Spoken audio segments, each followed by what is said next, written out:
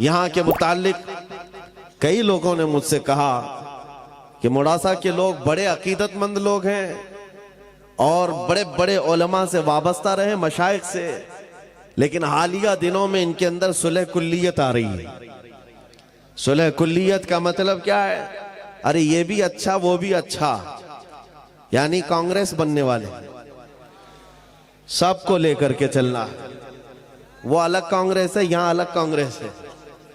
मेरे अजीजों, दर हकीकत ये मुनाफिक का दूसरा नाम है। मुनाफिक जो कभी इधर नजर आए कभी उधर नजर आए।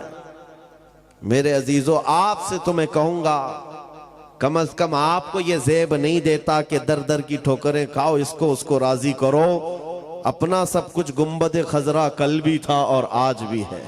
मेरे नबी से मेरा रिश्ता कल भी था और बतला दो गुस्ताख नबी को गैरत सुन्नी जिंदा है, उन पे मर मिटने का जज्बा कल भी था। और मुझे इस बात का एतराफ है कि इतनी जलाल भरी और गरजदार आवाज के बाद अब मेरी आवाज की कोई हैसियत नहीं है। जामी मियां साहब जिस तरह से गरजते हैं, ना मेरे पास उतनी आवाज है, ना उतना मजबूत गला है, वो उनको ज़ेब देता है। हाँ, लेकिन मैंने सुना है सैयदना अबू बकर सिद्दीक रदी अल्लाह ताला अन्हु का तीर का निशान कभी खता नहीं जाता था, बड़ा सटीक निशाना था। मैंने ये महसूस किया है कि जब भी हम कहीं निशाना लगाते हैं बराबर कुत्तों को पहुंचता है। इतना तो है, हम बहुत ज्यादा गरज तो नहीं पाते तकरीर के जरिए से। नाजिम भी सही कह रहे थे, ना हमारे तकरीर में जुमलों की रमक दमक कुछ नहीं है। हाँ, बस ये है हुजूर पाक सल्लल्लाहु ताला अलैहि वसल्लम की, उनके दरबार की चाकरी और नौकरी बुजुर्गों ने हमारी गुत्थी में डाला। माओ से हमने सिर्फ दूध नहीं पिया, हुजूर की मोहब्बत भी पिया है। तो अब बात करेंगे तो हुजूर पाक सल्लल्लाहु ताला अलैहि वसल्लम की इज्जत के लिए बात करेंगे।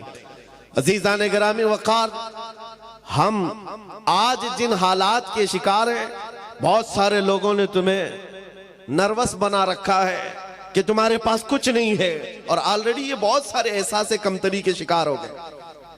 मैं इस तरह का कायल नहीं हूं, बुराइयां बहुत सारी हैं हमारे अंदर, उसकी इस्लाह होगी, लेकिन इसका मतलब ये नहीं है कि उम्मत पूरी खत्म हो गई।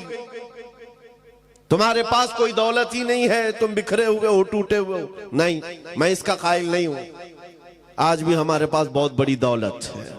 इकबाल ने 100 साल पहले कहा था, जरा नम हो तो बड़ी जरखेज है मिट्टी ये साकी। मायूस नहीं हूं मैं अपनी किश्ते वीरां से इकबाल, जरा नम हो तो बड़ी जरखेज है ये मिट्टी।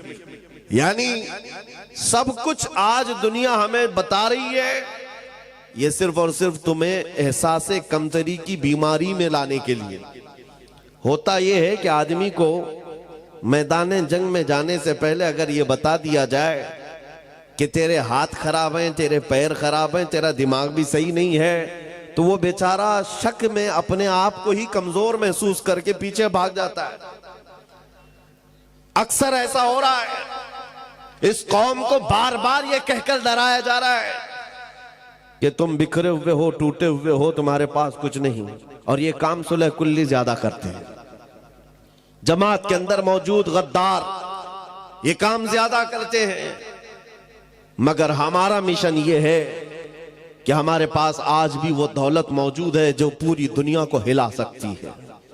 और देखा भी है हमने, देखा भी है, सिर्फ अपने इलाके में नहीं, यूरोप की सरजमीन को भी हिलते हुए देखा जब खादिम हुसैन व्हील चेयर पर बैठकर लब्बैक पुकारता था। माजूर पैरों से खड़े नहीं हो सकते थे, लेकिन उनके नारे में इतना दम क्या था कि यूरोप की पार्लियामेंट में उनके नाम पर डिस्कस होने लग जाए।